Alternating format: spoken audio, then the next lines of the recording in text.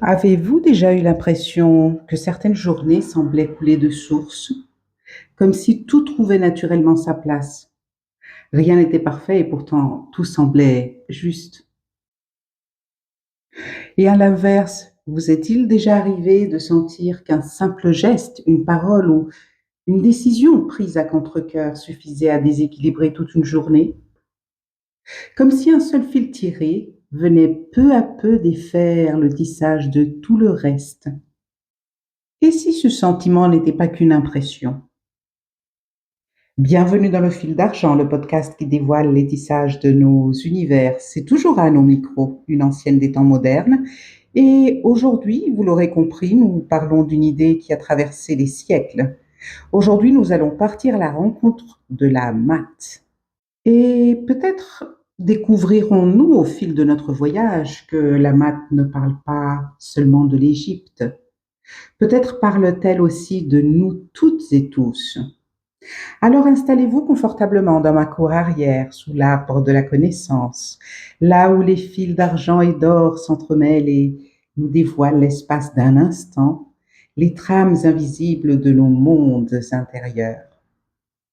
Lorsque nous pensons à l'Égypte ancienne, nous imaginons souvent des pyramides, les pharaons, des hiéroglyphes ou des temples immenses dressés au bord du Nil.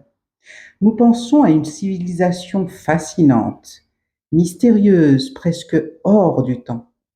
Mais derrière ces monuments de pierre se cachait un principe bien plus vaste que toutes les pyramides réunies. Un principe invisible, un ordre silencieux qui traversait le monde. Les Égyptiens l'appelaient Maat.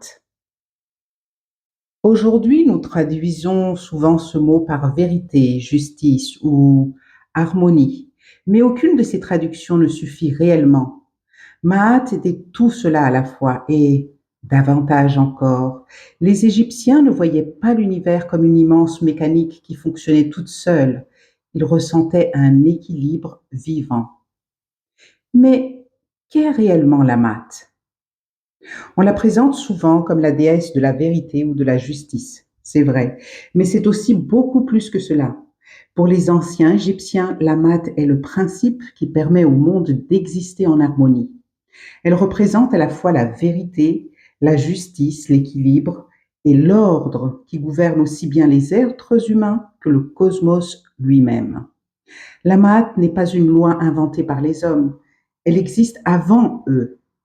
Elle est ce qui permet au soleil de se lever chaque matin, au Nil de suivre son cycle, aux saisons de revenir et à la société de demeurer stable. Sans la Maat, le monde ne sombre pas seulement dans le désordre, il cesse de fonctionner selon l'ordre naturel voulu à l'origine de la création. À l'inverse, les Égyptiens donnaient un nom à tout ce qui menaçait cet équilibre, l'Isphète. L'Isphète représentait le mensonge, l'injustice, la violence, le désordre et le chaos. Ce n'est pas seulement un manque d'ordre, c'est tout ce qui détruit l'harmonie du monde et rompt les liens qui permettent à la vie de prospérer. C'est pourquoi la maths n'était pas réservée aux prêtres ou aux pharaons. Chaque personne avait la responsabilité de la faire vivre. Le juge devait rendre une décision juste. Le scribe devait écrire avec vérité. L'artisan devait accomplir son travail avec honnêteté. Le paysan devait respecter les cycles de la terre. Le pharaon, quant à lui, avait pour mission de protéger la maths dans tout le royaume, car son rôle n'était pas seulement de gouverner, mais de préserver l'équilibre entre l'homme, la nature et les dieux. Dans cette vision du monde, chaque acte compte. Mentir, voler, abuser de son pouvoir ou semer la discorde ne sont pas de simples fautes individuelles, ce sont des gestes qui renforcent l'isphète et fragilisent l'ordre dont dépend toute la société. Et à l'inverse, dire la vérité, agir avec justice, tenir sa parole ou protéger les plus faibles, c'est participer à la maths. Les anciens Égyptiens nous proposent ainsi une idée que je trouve étonnamment d'actualité. Car l'équilibre d'une civilisation ne repose pas uniquement sur ses lois ou sur ceux qui la dirigent, il dépend aussi des choix quotidiens de chacun. Peut-être est-ce là le véritable enseignement de la Maat. L'ordre du monde n'est pas une réalité extérieure dont nous serions les spectateurs. C'est un équilibre auquel chacun de nous participe par ses paroles, par ses actes et par la manière dont il choisit de vivre. Lorsque la Maat est présente, la vie est source de douceur, d'harmonie. Lorsque la Maat est bafouée, la vie devient douloureuse, insupportable, non pas par punition, mais parce que la création entière met tout en œuvre pour retrouver son équilibre, même si cela passe par la souffrance et la tension. Cet ordre tend toujours à retrouver son équilibre. L'être humain est libre de ses choix, mais il ne peut jamais, jamais échapper aux conséquences qu'il produisent sur lui-même, sur les autres et sur le monde qui l'entoure. Je trouve cette idée profondément juste parce qu'elle renverse complètement notre manière moderne de regarder la vie. Nous avons souvent l'impression que nos gestes sont insignifiants. Enfin, jusqu'au jour où quelqu'un oublie de changer le rouleau de papier toilette. Nous pensons que ce que nous faisons ne change pas grand-chose, que nos choix concernent seulement notre petite existence, notre petite personne. Les anciens Égyptiens auraient probablement souri en entendant cela. Pour eux, chaque acte avait une portée bien plus grande. Comme une pierre jetée dans un lac, l'onde se propage toujours, même lorsque nous ne la voyons plus. Pensez-vous que cette idée, ce principe, n'est que symbolique? Vraiment? Je voudrais vous raconter une histoire vraie. En 1995, des biologistes ont réintroduit quelques loups dans le parc national de Yellowstone aux États-Unis. À première vue, il ne s'agissait que de quelques animaux retrouvant leur territoire. Mais peu à peu, quelque chose d'extraordinaire s'est produit. Les cerfs commencent à modifier leur déplacement. Les jeunes arbres, jusque-là constamment broutés, repoussent plus abondamment. Les forêts se développent, les castors reviennent faire des barrages. Ces barrages retiennent l'eau. Les oiseaux et les insectes reviennent à cause de l'eau, ou plutôt, devrais-je, grâce à l'eau. Les berges des rivières se consolident et avec le temps, certains scientifiques ont même observé que le cours de plusieurs rivières avait légèrement changé. Tout cela à partir du retour d'un seul maillon, un seul. Lorsque j'ai découvert cette histoire, je n'avais pas encore rencontré le principe de la Maat, mais quelque chose en moi a reconnu un monde vivant où chaque élément participe à l'équilibre de tout le reste. Je pense que tous ceux qui ont suivi cette histoire l'ont ressenti au fond d'eux, l'ont compris. Plus tard, en découvrant la Maat, j'ai compris que cette expérience portait un nom, parce qu'elle nous rappelle quelque chose de très simple. Dans un système vivant, tout est lié. Aucun être n'existe seul. Aucun geste n'est totalement isolé.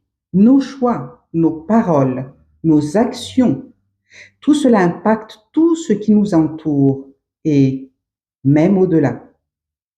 Nos ancêtres n'avaient pas les mots de l'écologie moderne. Ils ne parlaient pas de biodiversité. Ils ne connaissaient pas les chaînes trophiques, mais ils avaient observé la vie avec suffisamment d'attention pour comprendre qu'elle repose sur des équilibres subtils et fragiles. Ils avaient compris qu'en rompant un équilibre, on affecte souvent beaucoup d'autres équilibres, d'autres systèmes. Ce que nous observons à Yellowstone existe partout autour de nous.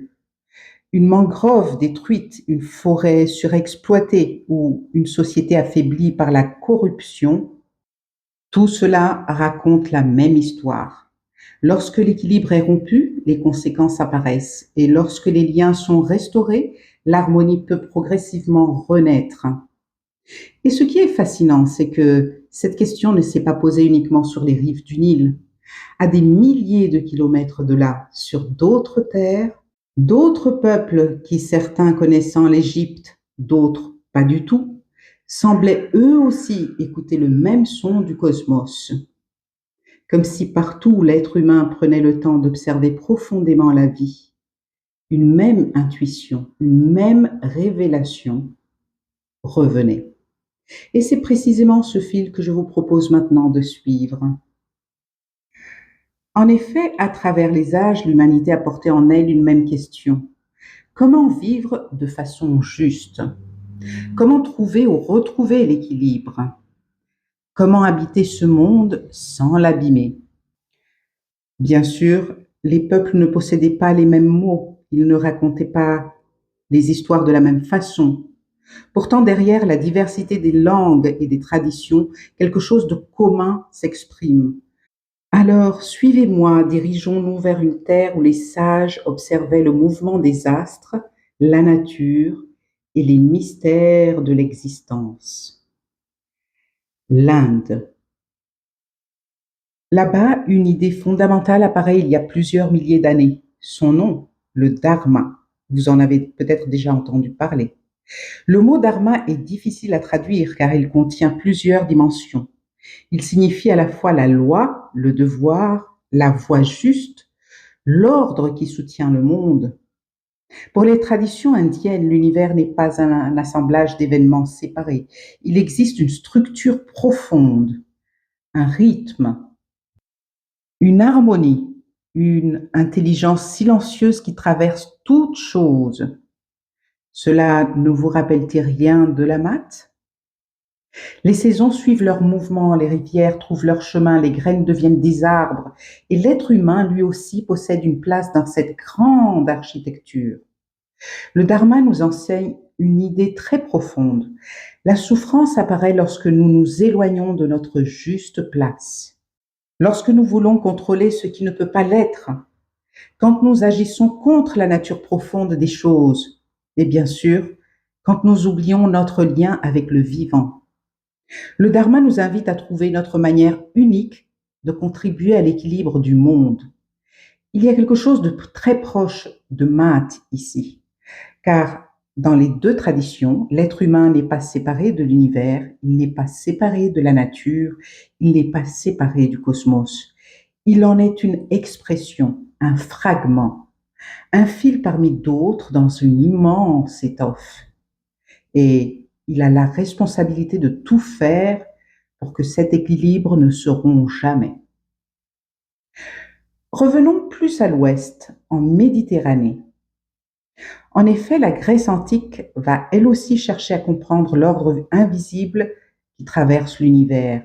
Mais la pensée grecque ne naît pas isolément.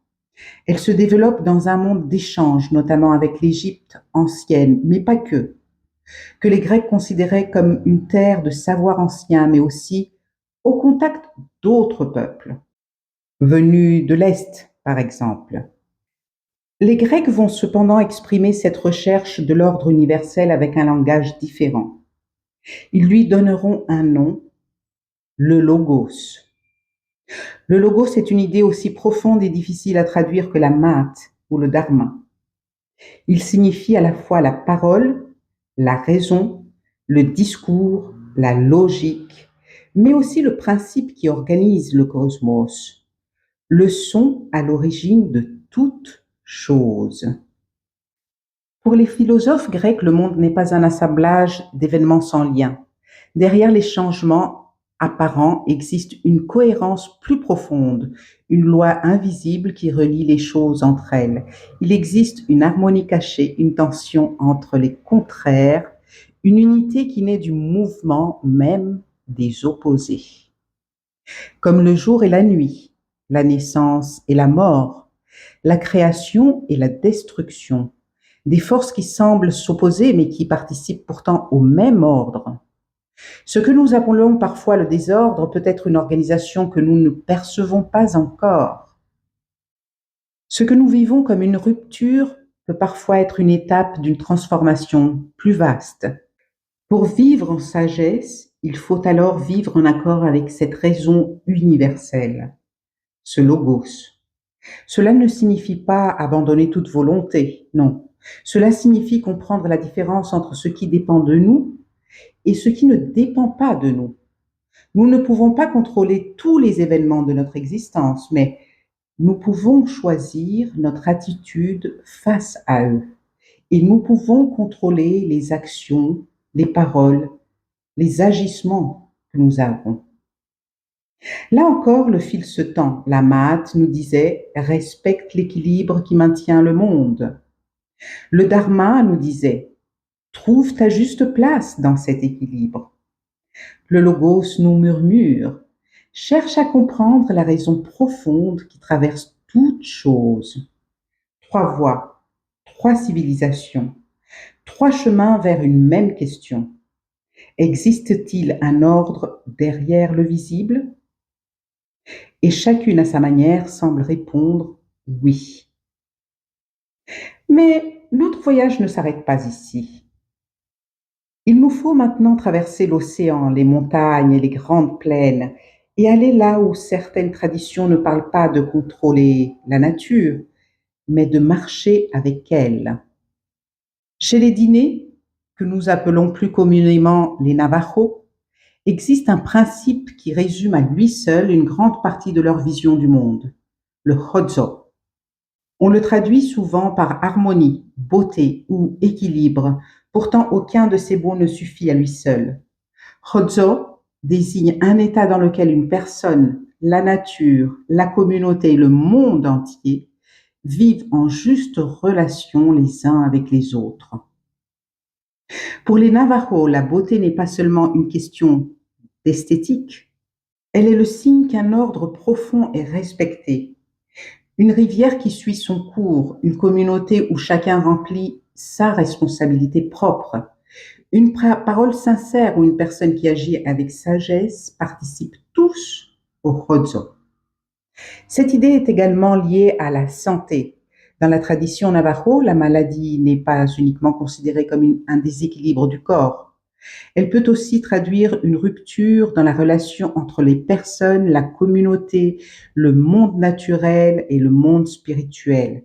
Les cérémonies traditionnelles cherchent alors à rétablir le Hodzo, c'est-à-dire à restaurer cette harmonie perdue. Nous en avions déjà parlé dans un de nos précédents épisodes, je crois même deux. Je vais les rechercher, je vous les mettrai en barre de description, en dessous de la vidéo. Les Navajos utilisent une expression devenue célèbre, marcher dans la beauté. Il ne s'agit pas de rechercher une existence parfaite, mais d'avancer chaque jour en cultivant des pensées justes, des paroles justes et des actions qui entretiennent l'équilibre de la vie. La beauté n'est plus seulement ce que l'on contemple, elle se trouve dans l'équilibre, dans l'harmonie de toutes choses. Le Hodzo et la Mahat appartiennent à des cultures très différentes, mais ils portent un message commun. Vivre pleinement ne consiste pas seulement à satisfaire ses désirs, à vouloir plus, toujours plus. Il s'agit de trouver sa juste place dans un ensemble plus vaste où les êtres humains, la nature et les forces qui les dépassent demeurent tous en équilibre. Marcher dans le Hodzo, c'est faire de chacun de nos choix une manière de nourrir cet équilibre, jusqu'à ce que la beauté ne soit plus seulement un paysage que l'on admire, mais une façon de vivre. Mais notre périple n'est toujours pas terminé, car il manque encore une dernière voie. Une voie qui nous rappelle que cet équilibre universel ne se trouve pas seulement dans les étoiles, les rivières ou les grands principes invisibles. Il se trouve aussi dans la manière dont nous nous rencontrons les uns les autres. Et pour entendre cette dernière voix, il nous faudra maintenant tourner notre regard vers l'Afrique subsaharienne. Dans de nombreuses cultures d'Afrique australe, il existe une notion devenue célèbre et dont vous avez peut-être déjà entendu parler, Ubuntu. On la résume souvent par cette phrase « Je suis parce que nous sommes ». Mais cette formule ne signifie pas simplement que nous avons besoin des autres. Elle exprime une idée beaucoup plus profonde. Un être humain ne devient pleinement humain qu'à travers les relations qu'il tisse avec les autres. Selon cette vision, personne ne se construit tout seul. Nous recevons une langue avant même de pouvoir la parler. Nous apprenons à marcher parce que quelqu'un nous tend la main. Nos connaissances, nos valeurs et notre manière de comprendre le monde nous sont transmises par ce qui nous entoure, par ce qui nous précède. Notre identité est le fruit d'innombrables rencontres, d'enseignements et de liens qui nous ont précédés. Et à notre tour, nous participons à cette transmission par notre exemple, par nos choix, par notre présence. Nous contribuons à façonner les personnes qui nous entourent, mais aussi les personnes que nous rencontrons. Ubuntu nous rappelle que les êtres humains sont liés de façon comparable. Ce que nous faisons aux autres transforme aussi la communauté dont nous faisons partie. Alors, Ubuntu et la maths ne désignent pas la même réalité, non, mais ils se rejoignent sur un point essentiel, encore une fois.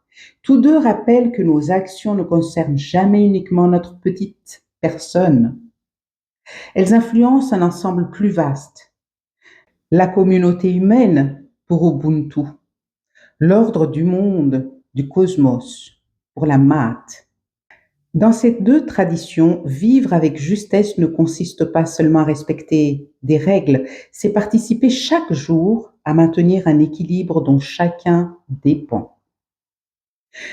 Toujours en Afrique, dans la tradition Yoruba, on trouve le concept fondamental de la Ché. La Ché est souvent traduit par pouvoir, force ou puissance, mais ce ne sont pas des traductions exactes qui lui rendent vraiment justice. Il désigne la capacité de rendre les choses réelles, de faire advenir un événement ou de transformer le monde. Selon la pensée Yoruba, l'Aché est présent dans l'univers tout entier. Les êtres humains en possèdent une part à l'intérieur d'eux, mais aussi les divinités, les ancêtres, certains lieux, certains objets et même les phénomènes naturels. C'est une énergie de création, de mouvement et de transformation. La parole occupe une place particulière dans cette tradition. Prononcer un serment, une bénédiction ou une prière n'est pas seulement transmettre une idée, c'est exercer lâcher. Les mots sont considérés comme capables d'agir sur la réalité lorsqu'ils sont prononcés avec une intention juste et dans le bon contexte. L'action, elle aussi, manifeste lâcher. Un artisan qui façonne un objet, un musicien qui joue, un guérisseur qui soigne ou une personne qui accomplit un rituel mettent cette force en mouvement. Lâcher n'est donc pas une énergie abstraite, il s'exprime à travers les actes, les relations et la création tout entière. Cette vision invite à regarder autrement notre propre pouvoir d'agir. Créer ne consiste pas seulement à peindre un tableau, écrire un livre ou bâtir une maison. Chaque décision modifie notre environnement. Chaque parole influence une relation. Chaque geste laisse une trace, même discrète, dans le vivant qui nous entoure. Les anciens Yoruba avaient fait de cette responsabilité une véritable philosophie. Ils voyaient la parole, le geste et la création comme des forces capables de façonner le monde et non comme des simples expressions de notre volonté. Le principe de lâcher trouve aussi un écho dans le principe de la maat. Ces deux principes se rejoignent sur un point essentiel. Nos paroles, nos actes ne sont jamais sans conséquence.